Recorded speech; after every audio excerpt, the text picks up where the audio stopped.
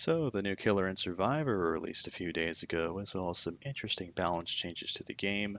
Before we talk about these two, though, let's discuss the patch notes and what changes have been implemented. I've cherry-picked the notes that have the most visible impact on gameplay, so we won't need to go through this entire list. So Spirit has gotten a slight nerf, or perhaps you could call it a bug fix. Bloodstains will no longer appear when channeling Phase Walk without her ultra rare add-on, which may negatively impact her ability to track survivors. Legion's deep wound effect now ticks even while mending, whereas previously the timer would stop. This makes it much easier for Legion to down a survivor in frenzy mode if they get caught out while mending.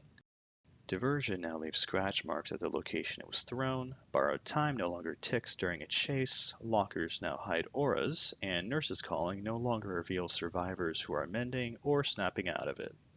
So those are the condensed patch notes. Let's get into the survivor perks. So first perk is Distortion. This allows you to hide your aura from the killer up to 3 times during a match, and also hides your scratch marks for a period of time.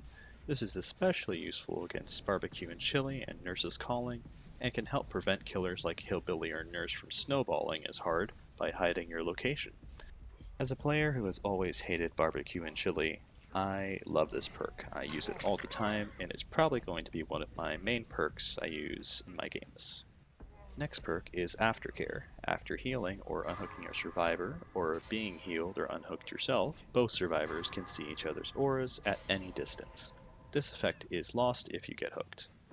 As an avid lover of the perk Bond, Aftercare has stolen my heart. Running this perk and being able to see all of your teammates anywhere is almost like being in a Survive with Friends group. Having vision of your teammates provides a wealth of information, such as where the killer is, where generators are, who's going for a save, and with this perk, you can now even signal to other teammates that you found the hatch. I'll be using this perk in practically all of my games. The final survivor perk is Breakdown. After being unhooked, you destroy the hook and see the killer's aura for a short period of time. So I'm going to slow the footage down so you can see that the hook actually does fall right off and it gets destroyed after I get unhooked.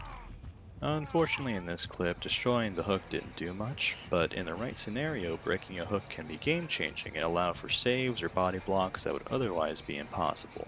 For example, during the end game, there are only 1 or 2 hooks near the exit gates that the killer can reach before a survivor struggles out. And even without the hook component of this perk, the fact that it reveals the killer's aura greatly increases the odds that an unhooked survivor can slip away without getting downed again. So that covers the survivor's perks. Let's go over the killer perks now. Legion's first perk is Discordance, which turns generator auras yellow when 2 or more survivors begin repairs on them. This perk is fantastic for dealing with generator rushing and provides the killer with a tool to both locate survivors and manage generator progress. Discordance also suits Legion very well, as the value from Feral Frenzy multiplies with every survivor he hits. So with this perk essentially revealing the locations of 2 survivors, he'll ultimately land more hits and stall the game out for even longer.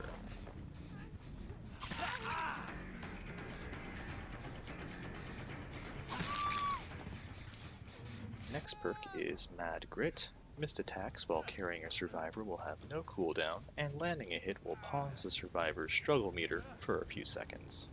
This perk is the solution against survivors who like to body block hooks, as attacking while carrying a survivor will have virtually no penalty.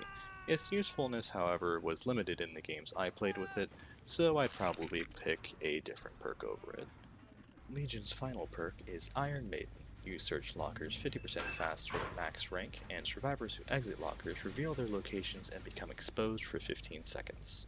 This perk is amazing for killers like Doctor or Freddy, who will often have survivors hiding in lockers to prevent revealing their locations. Also, any killer who runs Barbecue and Chili can use Iron Maiden to counter the fact that lockers hide auras now.